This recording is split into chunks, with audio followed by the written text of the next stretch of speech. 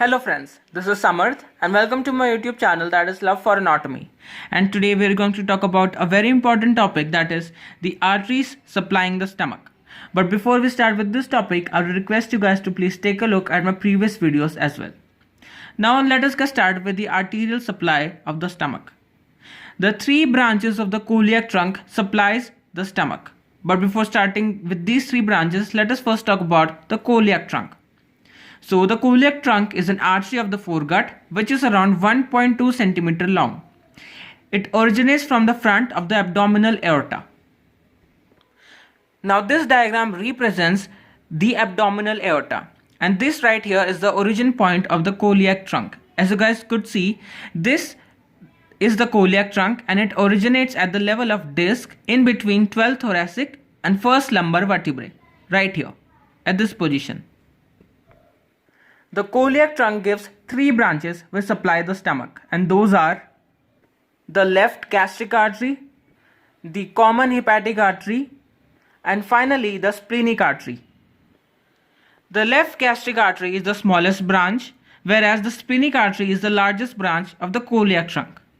The left gastric, the common hepatic, and the splenic artery and their respective sub-branches supplies the stomach. Now this diagram represents all the three branches of the coeliac trunk. This right here is the impression for the coeliac trunk, and these are its three branches which supply the stomach. This right here is the common hepatic artery, then we have the left gastric artery, and finally the largest branch, that is known as the splenic artery. The splenic artery runs along the upper border of the pancreas.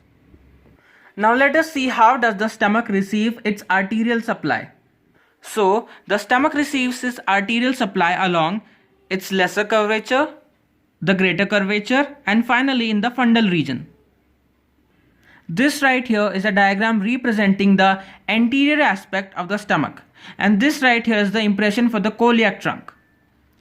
This is the lesser curvature of the stomach, this is the greater curvature of the stomach, and finally this right here is the fundal region.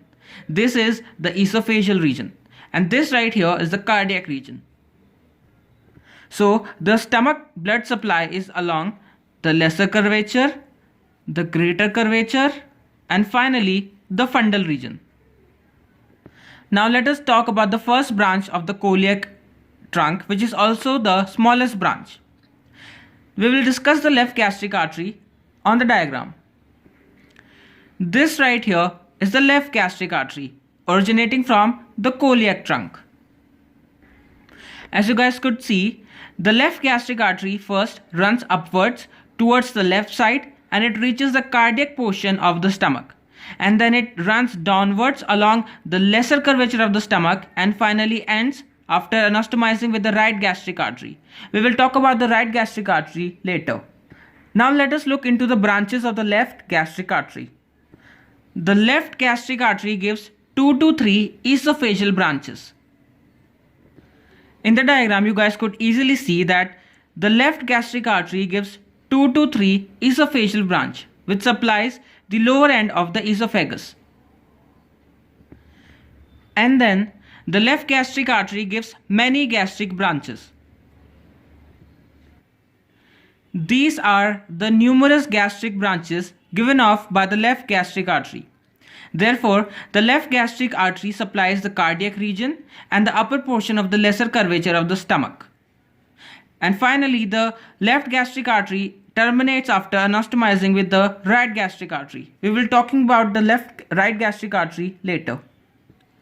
The second branch of the coeliac trunk is the common hepatic artery.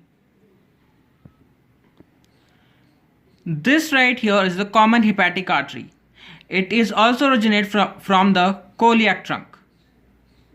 Now let us talk about the branches of the common hepatic artery. The first branch of the common hepatic artery is the gastroduodenal artery. It is quite important.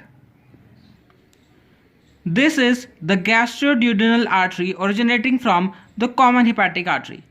One thing to remember is, as soon as the common hepatic artery gives off the gastroduodenal artery, it is now known to be the proper hepatic artery. That is, from the coeliac trunk till it gives the gastroduodenal branch. This is known as the common hepatic artery, and after giving off this branch, it is referred to as the proper hepatic artery. The gastroduodenal artery further gives two branches. The first is the right gastroepiploic artery. This right here is the branch of gastroduodenal artery known as the right gastroepiploic artery. It runs along the greater curvature of the stomach. The right gastroepiploic artery terminates after anastomizing with the left gastroepiploic artery that we will be talking about later. The second branch of the gastroduodenal artery is superior pancreaticoduodenal artery. This right here is the branch of the gastroduodenal artery known as the superior pancreaticoduodenal artery. This one. The next branch of the common hepatic artery is the right gastric artery. This right here is the right gastric artery, which terminates by anastomizing with the left gastric artery, as you guys could see in here. The right gastric artery supplies the lesser portion of the lesser curvature of the stomach. The right gastric artery originates from the proper hepatic artery, that is from right here. So now you guys could easily see that the lesser curvature of the stomach is supplied by the left gastric artery and the right gastric artery. The next branch coming from the proper hepatic artery is the cystic artery. As the name suggests, the cystic artery supplies the gallbladder. This right here is the cystic artery, which divides into the superficial and the deeper branches and supplies the superior and the inferior surfaces of the gallbladder. The cystic artery originates from the proper hepatic artery, that is right here. The third and the largest branch of the coeliac trunk is the splenic artery. The splenic artery runs along the upper border of the pancreas. As the name suggests, the splenic artery supplies the part of spleen, but it also gives supply to the stomach. This right here is the splenic artery.